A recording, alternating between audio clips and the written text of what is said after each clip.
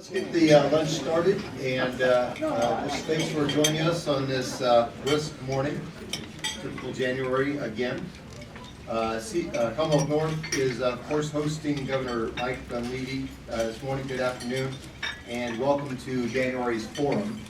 Thank you to today's registration volunteers, Carol Anderson and Paul Myra, for helping us today. Thank you very much. I am Terry Smith, President of Commonwealth North. Appreciate the opportunity again to serve this year. We are excited about starting a new year and new initiatives and new public policies to tackle. Please remember to silence your cell phones. And remember that Commonwealth North is pleased to have the governor today. This organization has a long history of providing Alaska governors with an opportunity to speak to their budget priorities, legislative agendas, and new initiatives. Indeed, as a bipartisan organization founded by two former governors, Commonwealth North is unique in this regard. Governor, we are pleased to provide you with this opportunity and look forward to hearing your remarks in a few minutes. I'd like to recognize several distinguished members of our audience. Senator Tom Begich, Senator Kathy Giesel, Representative Jennifer Johnston, Representative Matt Clayman, Representative Natasha von Imhoff, Representative George Roger.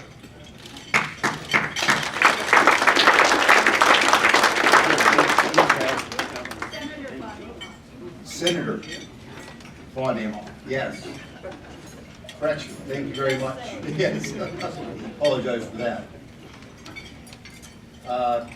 Again, thank you for joining us today. Commonwealth North was founded by Governor Walter Hickel and Governor Bill Egan to provide a nonpartisan public policy advisory organization to help fellow Alaskans better understand some of the most complex topics impacting our state, including energy, education, infrastructure, and fiscal policy.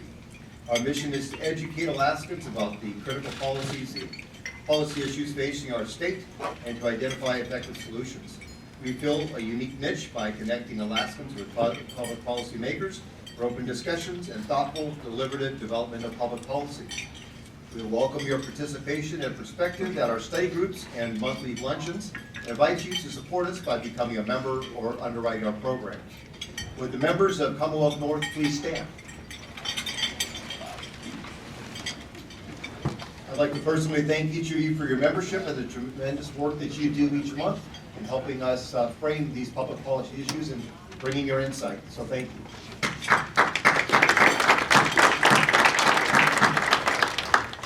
And if you are not standing, we invite you to join. If you have questions for the governor, please complete the question cards on your tables, hold them up for staff to collect. Please hand your questions to Aaron or one of the volunteers, and we'll ask them during the Q&A period at the end of the program. Before we begin the program, I have the pleasure of announcing our newly elected members of the Commonwealth North Board of Directors. The slate proposed by the nominating committee was voted on and approved by membership. The new Commonwealth North Board members for this slate are Nils Anderson, Admiral Tom Barrett, Moore Falkenstedt, Chris Nass, Gail Schubert, Preston Simmons, and Father Leo Walsh. Congratulations. We look forward to getting you engaged, and thank you for putting an oar in the water.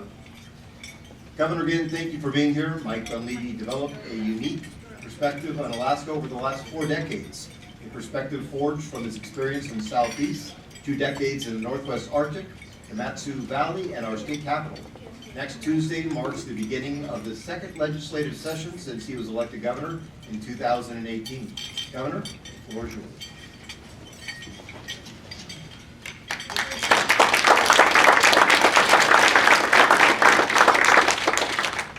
Good afternoon, folks. And it's an honor to be here. Looks like we had our warming spell. It's over now. Going back to 20 below, they said.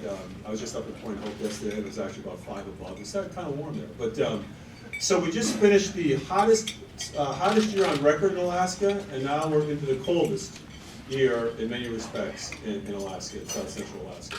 But nonetheless, it is Alaska, and I'm excited about Alaska. I know most of you are as well.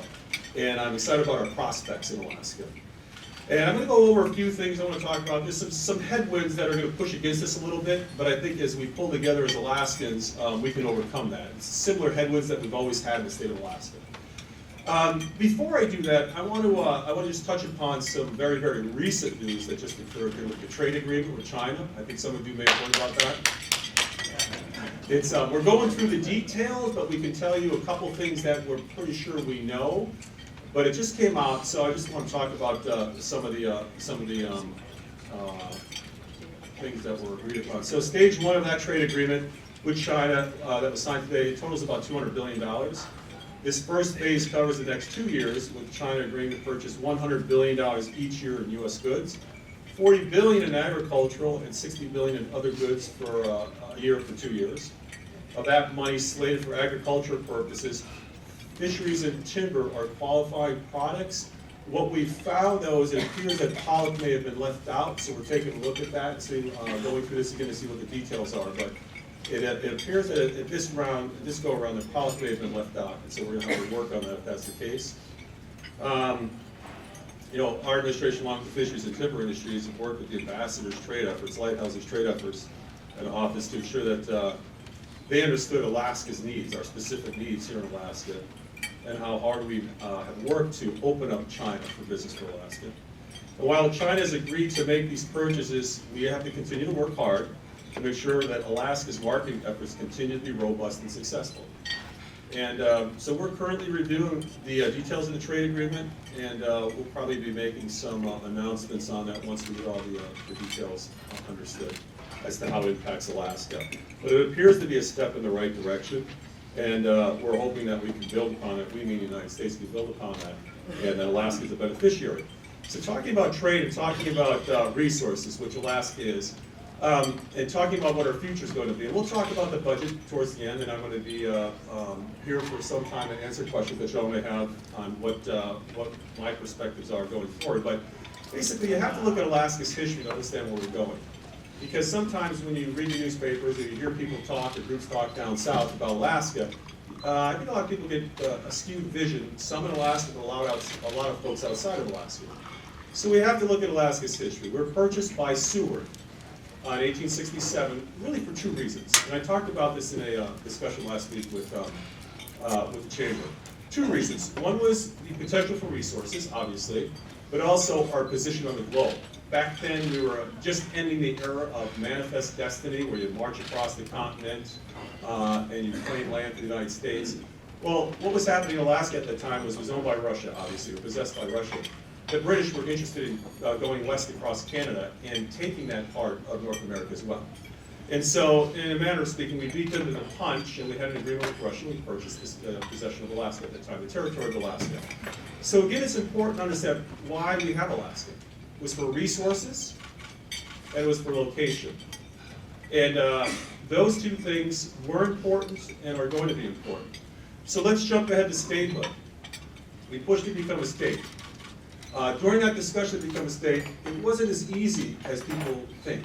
You know, you have to look at the news clippings, you have to look at the history as to what the discussions were. But one of the big concerns, amongst a number of political concerns, but one of the big concerns was, could Alaska pay for itself? Could Alaska afford to be Alaska without the federal government's intervention and support? And remember back then, I think our population was somewhere in the neighborhood of 200,000, maybe a little less. And so the concern was, could Alaska support itself based upon a broad-based tax, some type of tax, or would they have to do something different? Well, as we know, as part of the agreement in the Statehood Act, and it's pretty much reflected in our Constitution, Alaska agreed to, for lack of a better term, collectivize its resources under our feet. So the gold, the oil, the gas, etc., was collectivized under the government. The government is the landowner and the owner of the resources. And that was, the idea there was that if you collectivize those resources, that should give Alaska enough to be able to support itself as a government. So when we rush forward a little bit, we see that over the decades, especially since the 1970s, there's been more and more pushback by individuals and groups, oftentimes outside of the state, but also inside the state, to stop resource development in the state of Alaska. In other words, for the very reason we were purchased, For the very reason we're a state, and we became a state, the idea that we would develop our resources, there are groups and individuals pushing hard to prevent us from realizing these resources and developing these resources. We just have to look at ANWR. ANWR was opened up here just a year and a half ago. We've been trying to open ANWR for decades. It's probably the last major pool of big oil and gas in the North Slope. That took a lot of effort on the part of many governors, federal delegation, and was opened under this president. Well, immediately there's pushback. There's pushback on developing ANWR. ANWR, if it's developed, will give Alaska, in my opinion, a number of jobs, help fill that pipeline up, which will reduce the cost of shipping oil, and just be an overall benefit to the state of Alaska. There are individuals and groups working hard to stop that from happening. We have to look at the Tongans. I came up here in 1983, went to a logging camp in southeast Alaska. There was a very vibrant logging timber industry in southeast Alaska at that time. And remember, the Tongass is a national forest, not a national park or preserve.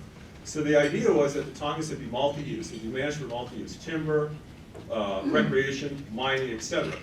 But under the Clinton era, under the Clinton administration, that was pretty much closed off when they instituted the roadless rule and no cutting the old growth.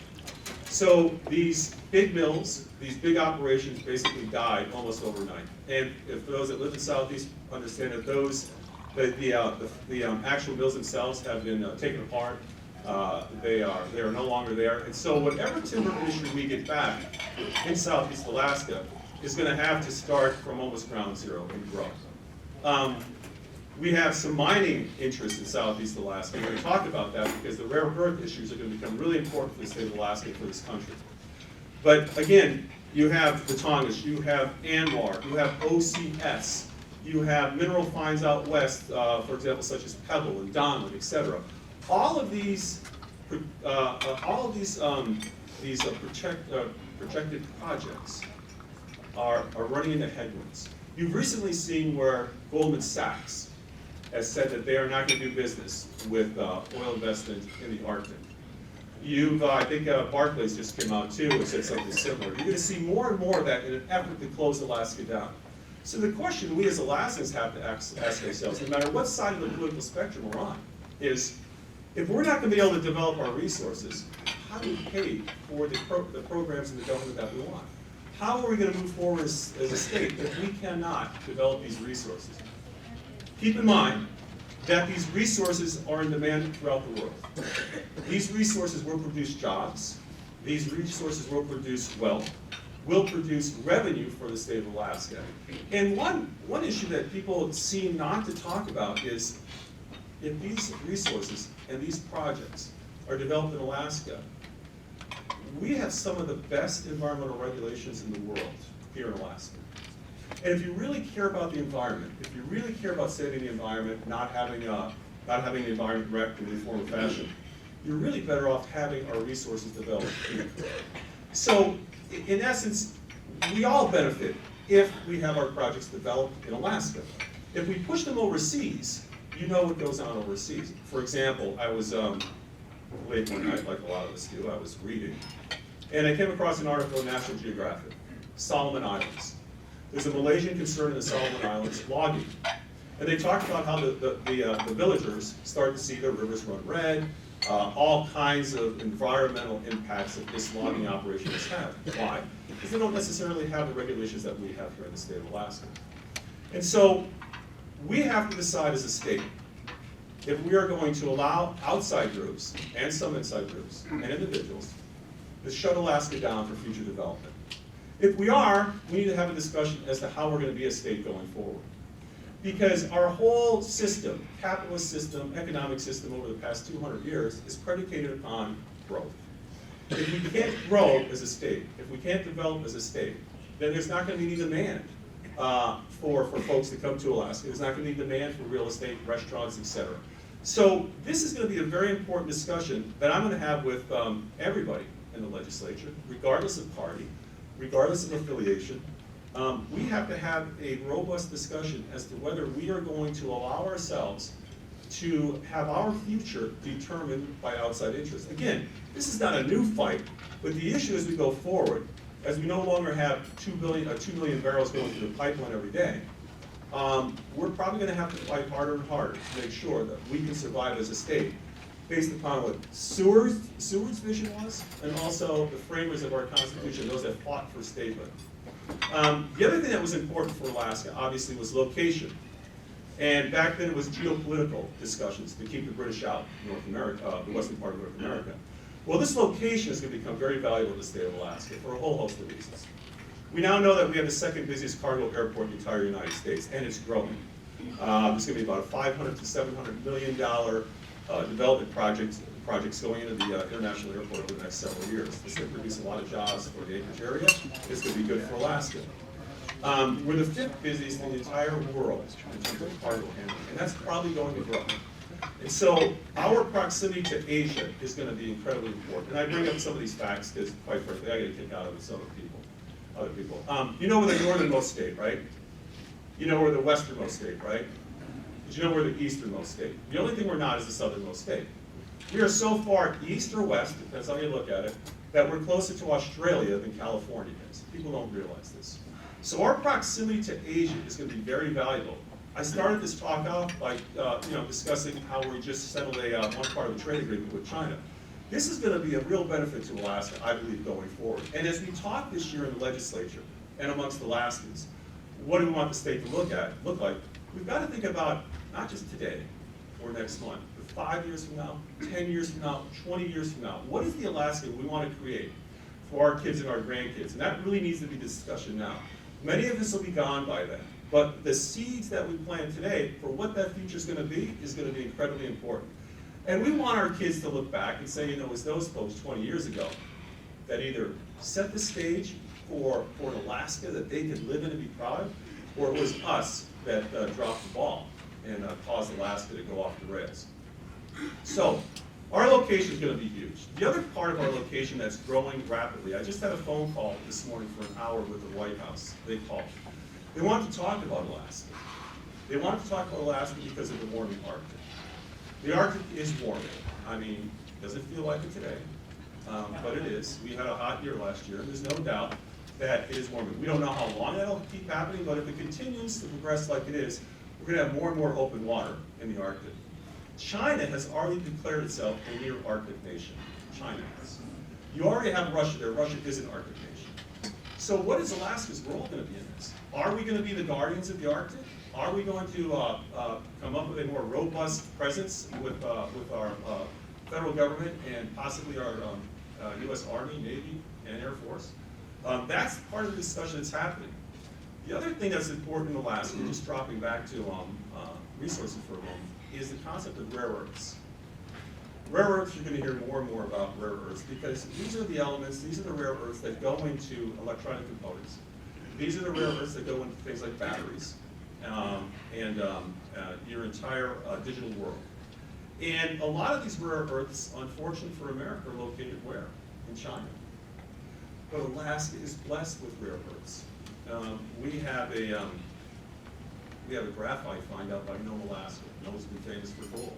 We have a graphite find out by Nome, Alaska that's supposedly largest in North America. This is a critical component for a lot of the electronics and a lot of the motors, et cetera, that we're looking at going into the future.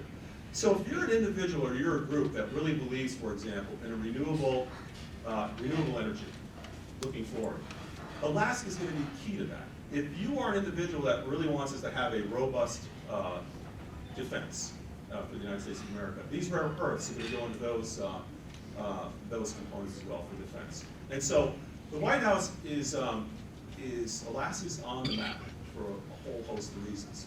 And as this Arctic continues to melt, warm, and the ice continues to melt, the question is, how is this going to change Alaska? Because there will be more shipping, potentially a lot more shipping. And is Alaska going to start to talk about this now, or wait for events to overtake us? That discussion, I think, needs to happen now. It's been happening for a number of years, but with this warming Arctic, with the focus on the Arctic, I think you're going to see a more robust discussion. So with our history, how we became a possession, with our history, how we became a state, the question is, what is our future going to be? Is it going to be still based upon our ability to determine Alaska's destiny internally? Or will that be determined outside of Alaska? These are the big questions that have to happen as we go forward. So where are we with some of our resources? We know that we have an economic renaissance in the slope of oil. There is a prediction that we'll have an additional 200 to 300,000 barrels of new oil going through this pipeline within the next 7 years. Why do we think that? Why do folks project that? Because we have new finds up there that we're aware of. New finds have been verified, and you have new companies like Oil Search and Hillcorp coming in to work in older fields. But you've got a lot of interest. The Armstrong Exploration Company that came in and found a whole bunch of oil up there. Alaska's in a pretty good spot from this perspective. There's a lot of oil down south, there's no doubt about it, in the Permian Basin. But they've got their own issues too. And if you read some of the reports, it looks like investment in that Permian Basin is going to start to slow down a little bit. Part of the issues that they're dealing with, of course, are constraint issues in pipeline. Their oil patch is growing so fast, and there's so much oil out there that they're having a difficult time shipping it. There's also going to be an issue with disposal of water in the fracking process, and sands as well. What does Alaska have? We have conventional pools of oil. We do have tight oil. We just haven't really worked that like they do in Texas, but we have conventional pools of oil, large conventional pools left.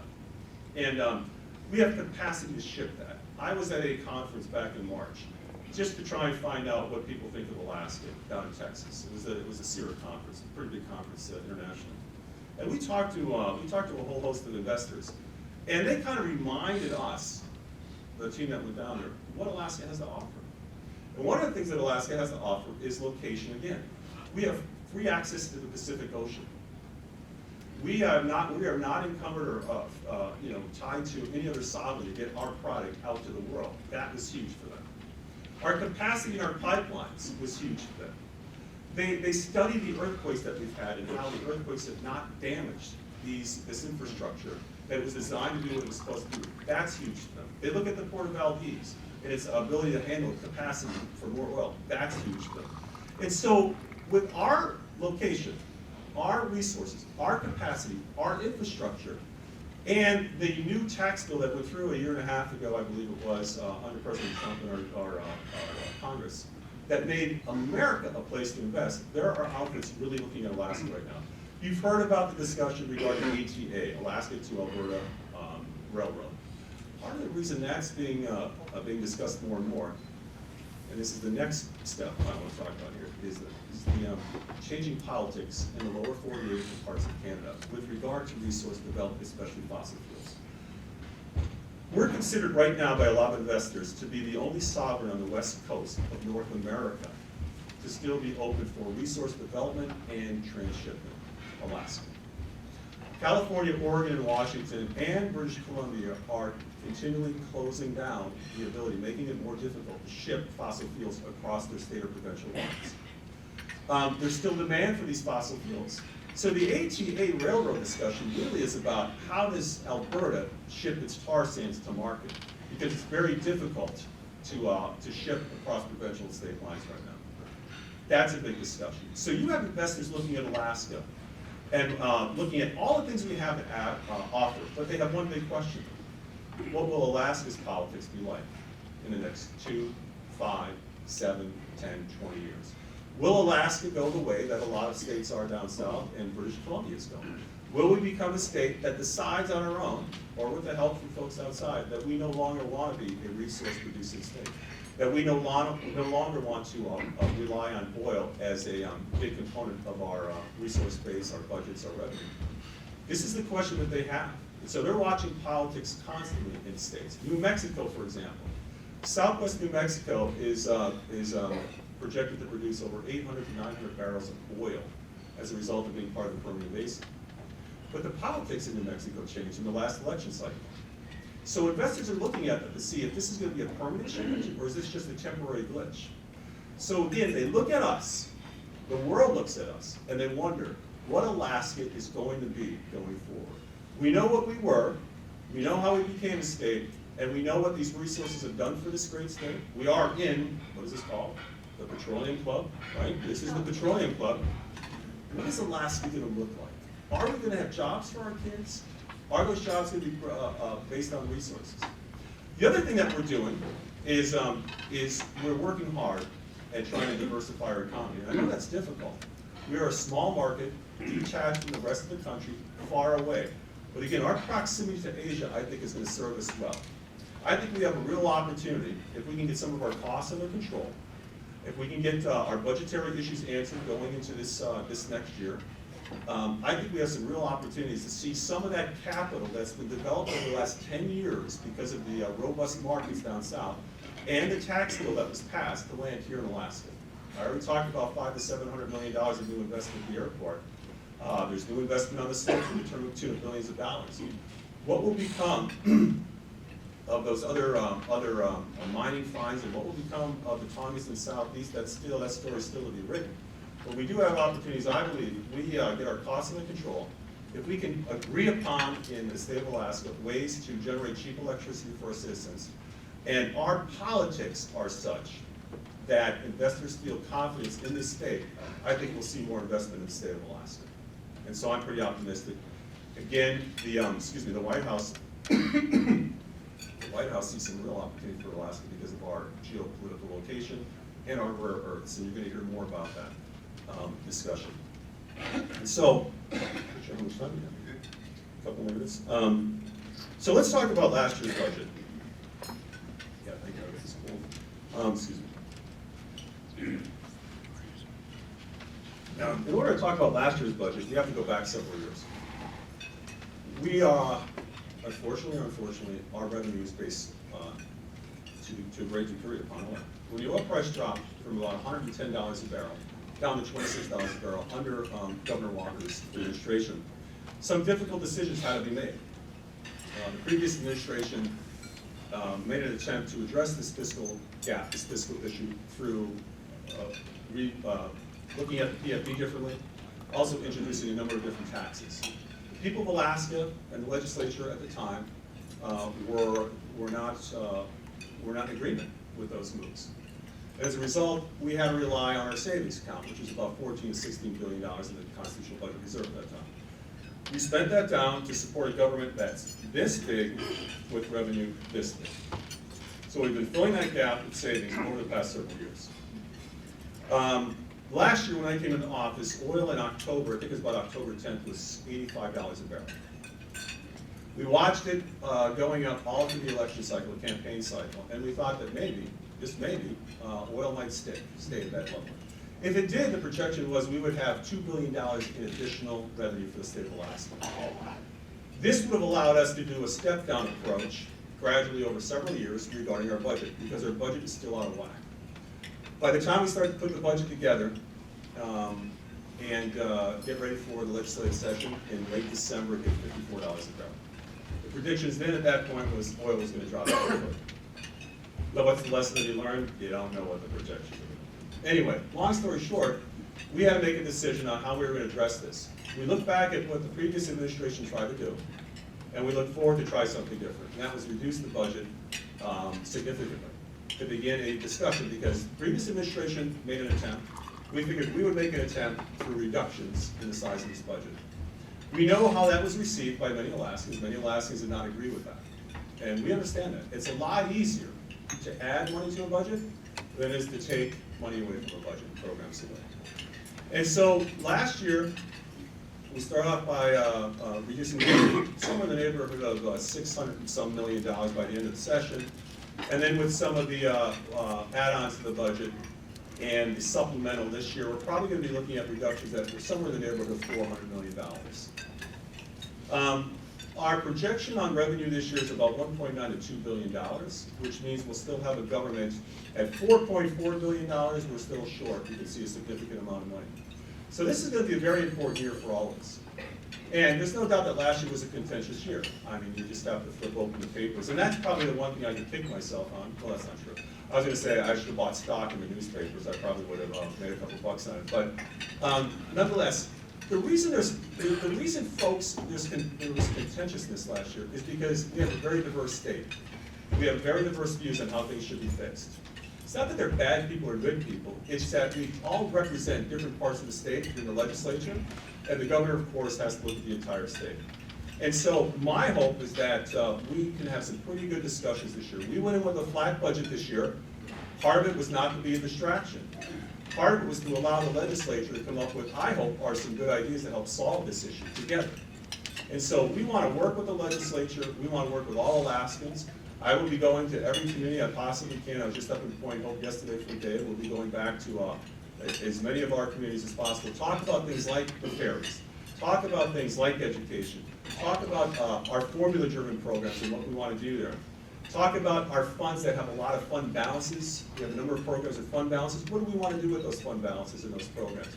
Take a look at Alaska now and how to solve this problem. Look at Alaska 5 years, 10 years, 15 years down the road. Again, I always say to myself, people say to me, Dunleavy, do you think this ever could be solved? I say we send people to the moon, right? We cure diseases. We engineer incredible projects. Yeah, this can be solved. And I'm hoping that this is the year that we get together and solve it. Again, I'm open to it. I know the legislature is looking for answers as well. I'm looking forward to their ideas, and I think, quite honestly, I think Alaska's best days are ahead of us, because when we get beyond the point of where the discussion is just about the budget, or just about the PFD, but we're really talking about different industries coming to Alaska, infrastructure projects. When we start to talk about influx of people because we are such an attractive place, those are problems I think we all want to have discussions on. So once again, I'm gonna slow down here and let folks ask questions, but I think our best years are ahead of us. We had a fantastic run of 40 years on oil. I think we're going to get back up to 700,000 barrels of oil with these new finds. This is going to help us. The question is, what do we want for a state going forward? What's that going to look like? We all have to work together this year to solve that, and I'm pretty optimistic. So with that, I'll answer any questions you have. Very good.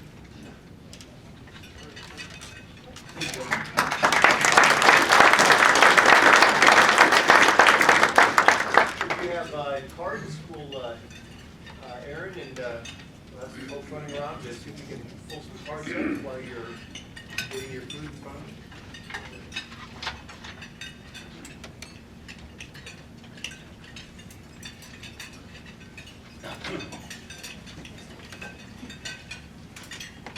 So Governor, I'm just to get you started, we're waiting for the cards to move forward. What do you think the lowest lying fruit is on the tree to build the economy and provide jobs? You know, about 7 years, we got a bridge, right? Yeah. $2 billion a year, $2.4 billion a year. Right. It's not, you know, we don't have that. Right. It's a difficult conversation. We have to decide this year what role the permanent fund plays in it going forward, and how big of a government we want. Because if there's still a gap, then you're talking about what kind of revenues. And remember, you have to decide that if we do decide on revenues, you have to really understand what comes with that. What are some behavior changes or possible behavior changes that will result in industry or individuals? You look at New York, you look at California, you look at Illinois. New York is losing people left and right. California is beginning to lose people. Illinois is losing people. Some attribute that to their tax regime. But we just have to be careful in Alaska that we strike that right balance that can pay for the government we want, but also invite investment in the state of Alaska and not drive it out of the state of Alaska. What are your thoughts on the $3,000 permit fund? Really? Seriously? You know, that's I said that's the PFD. There's no doubt about it. It's one of those issues that unites Alaskans and divides Alaskans. We all have different versions of it, different views. Some of us, you know, some will accuse, good people will accuse each other of having a whole different history on it. We have to decide, like I mentioned, what the permanent fund is going to play in this fix, but also what do people want to do with the PFD? PFD is one of the longest running programs the state of Alaska has. It affects about 660,000 Alaskans, more than just about any other thing we do, with the exception of maybe public safety, education, and some of those core services. We're going to have to decide. It's a difficult one, but I'm willing to roll up my sleeves and work with the legislature in coming up with a solution that meets the needs of all Alaskans. There's a question regarding prisons over here. Have you considered using the Norway model of prison management? Well, I know a number of folks have gone over to Norway to see that model last year. And we're having discussions. This is a discussion that we're going to have with the legislature. How do we want to deal with what's going to be a growing prison population here early on? We have some pretty dismal statistics when it comes to crime in the state of Alaska. I ran on a campaign that I was going to put Alaskan safety first, and then we would work on that other half this year and have those discussions. So when it comes to things like recidivism, reentry, making sure that those individuals that were in our system are coming out fully prepared to be integrated, I'm willing to have those discussions and listen to ideas, and folks have cited a Norwegian model as something to look at that we should consider. So I'm open to discussions. So, you know, I like where you framed the discussion to start your remarks about the history of Alaska. How do you take back Alaska? Well, Alaska's diverse. There may be people sitting in this room right now that don't want to see anyone developed, or don't want to see the Tongass managed properly, or don't want to see something happen at Donald. The only thing I would ask people is to think about this for a moment. Many of these projects are located in the poorest of places in this state. Places with high poverty rates, high unemployment rates. I live in Northwest Arctic. Prior to the 1980s, there was no Red Dog mine. When the Red Dog mine came in, it produced wealth from ore that was in the ground, produced wealth that has benefited the Northwest Arctic region, has benefited the Banana Corporation, and has benefited the people. I know that personally. My kids, my wife are shareholders. I see what responsible development can do. But at the same time, I think to myself very briefly, what would happen if we didn't have that here in Alaska? We pushed it over to the Amazon, we pushed it over to the Solomon Islands, we pushed it over to Africa. We would have lost those jobs, lost that wealth, lost that revenue, and we would have contributed to environmental degradation. So I think people need to ask themselves, can Alaska develop responsibly, and do we want to be beneficiaries of this development? I hope the answer is yes. But I know that there are some Alaskans that don't want to, and those that don't want to, I have one question for them. How do you propose Alaska continue to grow as a state and pay for the services and programs that you want? That's the question I'd like to have an answer. To just be able to say, no, I don't want the Tongass, no, I don't want this. Tell me how you're going to create wealth and revenue and jobs in the state of Alaska. We're scrambling and we're working hard to diversify the economy.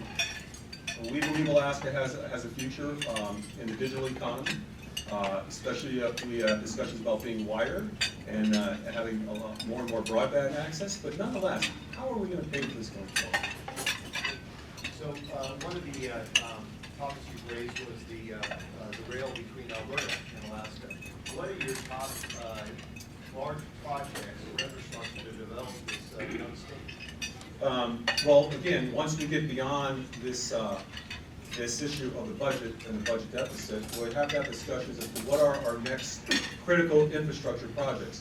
Again, we don't have to just look at state money for these projects. There is a lot of money in the private sector that if it is designed the right way and it is approached the right way, I think we can get that in Alaska. And that's why I mentioned the politics of Alaska. Investors that have money in the private sector want to look at Alaska and they want to be able to say to themselves, are they going to do something in terms of changing tactics or regulations before the concrete of our building dries? Or are they going to be a long-played bet in the state of Alaska? That's the question we have to answer. If we're going to be a long-played bet, if we're going to be stable, then we are going to be the only sovereign left on the west coast north of Mexico that is still open to this type of activity. We'll see investment. Just an aside, anyone from Texas here? Go ahead, you can raise your hand. Texas is a great state. It's all right. I was talking to somebody from Texas lately about this very topic, and their reply was this: fantastic. I hope they close down. I hope the politicians of these states close down their states, because we in Texas will be the beneficiaries of all of this economic activity. We need to take the attitude that we have things to offer the world and Alaskans. We need to think twice about shutting that down. Here's a question regarding just your overall approach. Both the House and Senate seem to agree changes in the spending cap needs need to happen. Some favor a constitutional change, others want a statutory change. Who do you favor one? Well, constitutional change is obviously going to be more difficult to get, but more permanent as well, and it involves the people of Alaska in the discussion. I'm glad that is a discussion. I think the spending cap is huge. I think it will send a message to Alaskans and to investors that we recognize that we may spend excess money when we have it, and that we want to put that in now. Because when this 200,000 to 300,000 barrels comes online, instead of just spending it, we do have some debt we can pay down, there's some capital projects we can look at. But I think we need to look at a spending cap. I introduced a constitutional amendment. We'll see where this discussion goes, but we absolutely need a spending cap, in my opinion, to restore sideboards, but also confidence in investors. And last, What are some of the things that the residents can do to, in Commonwealth North more specifically, to support you in moving the line forward? Developing public policy in the law? I think a deep, honest, sincere discussion on our resource development, but also the size of the budget. How big of a government can we really service over time? And truly, what do we want to leave our kids? I grew up with Depression-era parents.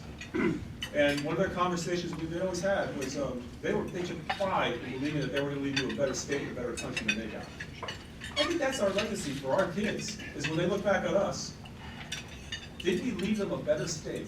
Did we solve some of the tough issues now instead of kicking the can down the road? Did we set themselves up, those folks, our future generations up for success? Or are they going to bemoan the fact that we didn't have the fortitude to deal with these issues? I think that's big, that's crucial. You know, a university, strong university system, vibrant university system that drives lots of different development and other opportunities, right?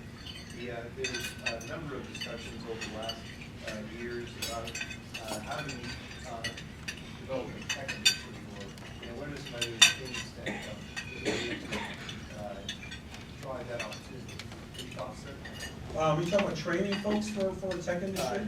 It really is more general, just all the different Yeah. types of, you know. Yeah.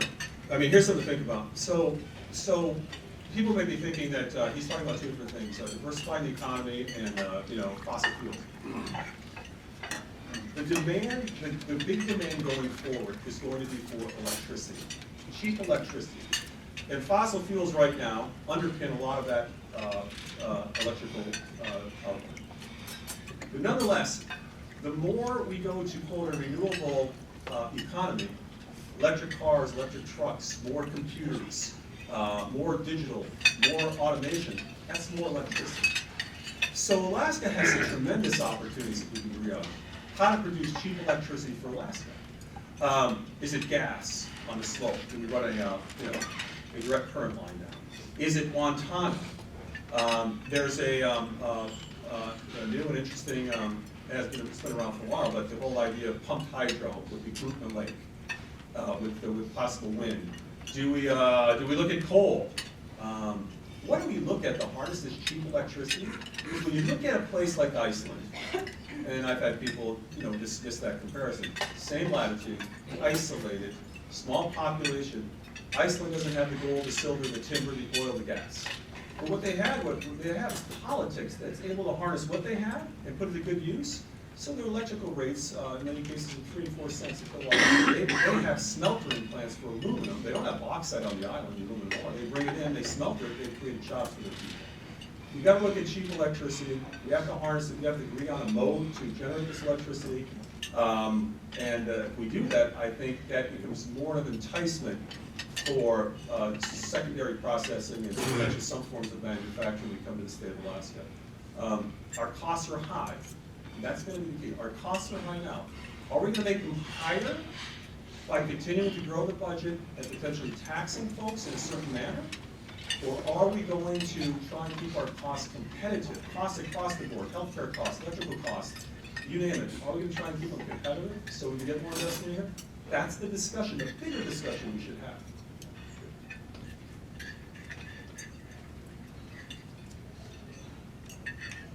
You were discussing new revenue sources. This question deals with your beliefs on the state's ownership of subsurface rights. Are they for the common good, or do you believe it's more for the individual? Yeah. That's an interesting question. That's an interesting question. So the State of the Act and the Constitution will certainly point to the direction that we have to develop those resources as a common good. It should be done, in my opinion, promote the best for the individual. And now when somebody asks that question, or somebody has that discussion, this isn't about the individual wrecking everything else for the common good. I think both can work hand in hand. And in Alaska, given our constitutional framework, I think you do both. I think you do both well. I mean, I'll give you an example. We're going to have a discussion this year in the state of Alaska about land. We have very little land in private hands. Why is that? What are we doing with our state land? Are we using that to generate revenue? Are we using that to promote business and investment in the state of Alaska? It's a question. We're looking at that now. We'll be coming up with some ideas to try and get land in the hands of Alaskans and lands available for potential industries that come up here. Now, immediately, some people are probably thinking, oh God, there goes Alaska. That's the discussion we have to have. There would be a balance. Is there going to be a balance in the state of Alaska, or are we going to be, as I said, Commonwealth North? Our motto, I think, is one of the greatest mottos there is. I mean, you should see the mottos of other states. It's kind of like, I don't know who came up with them. But anyway, north to the future. Is it going to be north to the future, or is it going to be north to the big park? That's what we have to ask ourselves. And that's all politics. We have these resources. We have this location. We have demand. We have a growing world. We have a growing economies in Asia. They're going to want these things. Are we going to be part of that and be a beneficiary of that and control our destiny and take care of our environment? Or are we going to let others make those decisions for us and turn this thing into something that I think most of us don't want? And really, I think this, you may have answered this one, but it really talks about how can we enhance getting our fair share of all the different resources and revenue opportunities with the state outside of oil, because oil can't carry us from. That's another thing that I'm going to need to find for myself. I don't know, maybe everyone here knows exactly what fair share means. Maybe it means the same thing to everybody. To me, you know, some could argue that Venezuela is getting their fair share. They're getting their fair share. They're taking a lot of wealth from certain industries that are extracting industries in Venezuela. But politically, they're not making some good moves. I think we'd all agree on that. I mean, you got a case like Venezuela. We talked about Iceland. Yeah, Venezuela, right? More oil than any other place on the planet.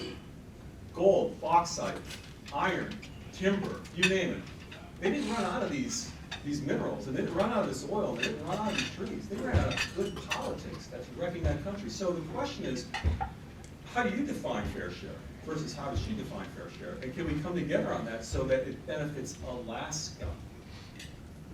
You know, some people think that taxing groups, individuals, or industries more is a good thing. If it was a good thing, why don't we have 100% tax on oil?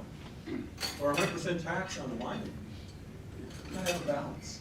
And so that's going to be the discussion this year and probably over the next couple of years. What is that balance? To get an investment here, to bring more workers here, and to create the wealth so that we can create Alaska for our kids and grandkids. It should be about what we can get right now and take that and retire to Palm Desert or Kona. It should be about building the state and the future of the state. That's what the definition of fair share should be. It should lead to that. Another dividend question. Do you think the dividend should be under the spending cap? Why or not? These are good questions. Again, it depends on how you view the dividend.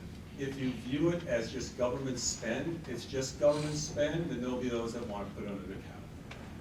If you believe it's a transfer from the permanent fund corporation, the royalties and what it made to individual Alaskans so they can determine their own destiny and their own programs, then you would say it's outside. That's how you look at it. And those are the discussions we have to have. Again, when it comes to the dividend, I'm willing to sit down and have discussions so we're not talking past each other. But you asked the question, I gave you an answer.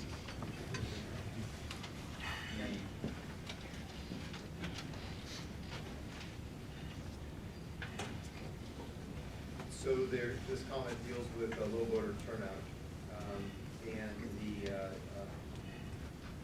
ramifications of that. How can we increase voter turnout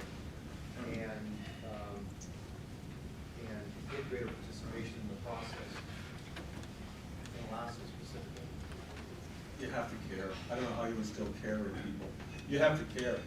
You have to care that it's important. I always tell people, they'll say to me, why should I vote? I said, you can either be part of the answer or be a victim. If you're gonna be a victim and not vote, it's hard to complain if you didn't go to the polls, if you're not having these discussions at the dinner table with your family and your kids, if you're not marking it on a calendar, you know, when you're planning your vacations or a trip out, are you gonna vote that day? Are you gonna look, you gotta make it a priority. Well, you know, there's this discussion, really debate between civic duty versus behavior and aligning behavior and, you know, tax and how you drive behavior, right? Do you have any comments on, you know, the two drivers for getting more participation? Well, there's some countries that mandate voting. You know, I forget, somebody smarter in here will know this. One of our founding fathers said, when asked after the Constitutional Convention, when as soon as it was done, what kind of government we have, and I think maybe it was Franklin or Madison, I forget, I'm sorry, said you'll have a republic if you can keep it. It's our job. This thing is an experiment that continues. It's not something that's set on rails that'll be here for 1,000 years. It's every day. It's this day. It's this discussion right now. Will everybody in this room go vote? And will they vote consistently? You know, there's some groups that don't want the other side to vote, right? I mean, those guys, some will say, stay home. You don't have to vote. You want our side to vote. But if you're going to have a robust Republican form of government, you got to have people that are interested in that. And I would just say, if you don't vote, you really lose the right to complain, because if you're going to victimize yourself, don't blame others for that. The University of Alaska, trying to make work, you know, fits and starts. There's been a lot of investment over the last 20 years, which has been great. How do you see its progress and in reducing spending and larger campuses? What do you see? Yeah, that's going to be, what happens internally is going to be a discussion for them. But anyone here go to the University of Alaska? Me too. Anyone work for the University of Alaska here? Me too. Anyone have kids going to the University of Alaska? Me too. I have a vested interest in the success of the University of Alaska. I know those people well. University of Alaska Fairbanks campus, for example, is losing student population since 2011. You're losing population across the United States because the population is aging, number one. And number two, people are catching on that you don't necessarily need a degree to get a good job, right? Most of your tech guys never graduate from college. Facebook guys, your Steve Jobs, your Microsoft folks, they didn't graduate, they go to college. I'm not saying don't go to college, but what I'm saying is the changing demographics and the changing economies, it will be those universities that recognize that, just like the state of Alaska, and plan for 5, 10, 15 years out. I think the university can be the premier university archive, I really do.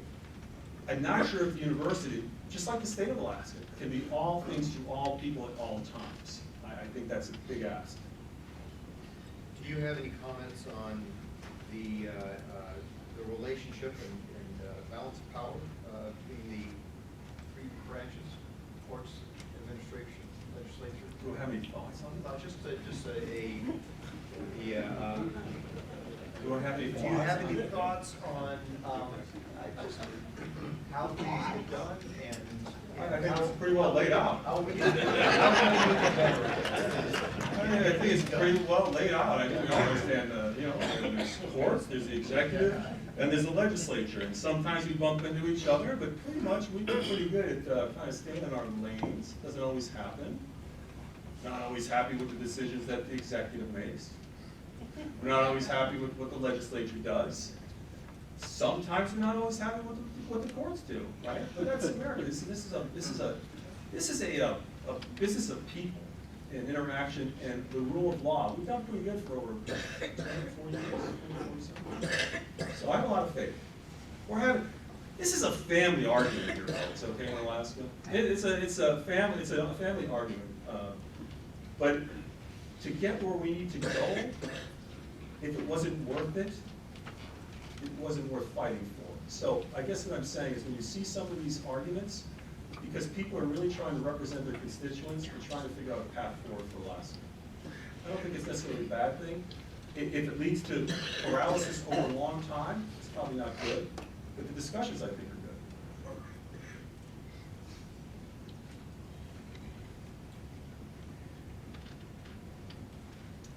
good.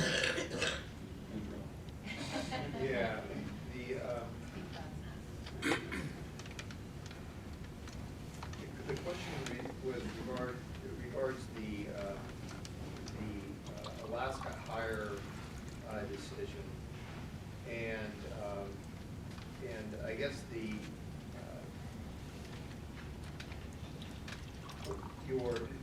any thoughts on I'll help you out, okay? Yeah, Yes. yeah. Yes, I have thoughts on it. And the thoughts are, I would love to have a 100% Alaska hire across the board. Truly, I would. I think what you're referring to is there was a finding or opinion by the Attorney General that believed that the current law was going to be rendered unconstitutional. And that a number of folks believe that we should have fought that to the end, which, you know, there's arguments that go both ways. The question is, how can we promote local hire? And we're working on some things that we should be rolling out here in the next couple of days that I think will help with that. But we certainly want to promote local hire. There's things that we can do. I don't want Alaska to be a colony. I don't want people coming up here and just picking Alaska clean and going somewhere else. I want us all to build a state, and that's I think what our policy should be built around.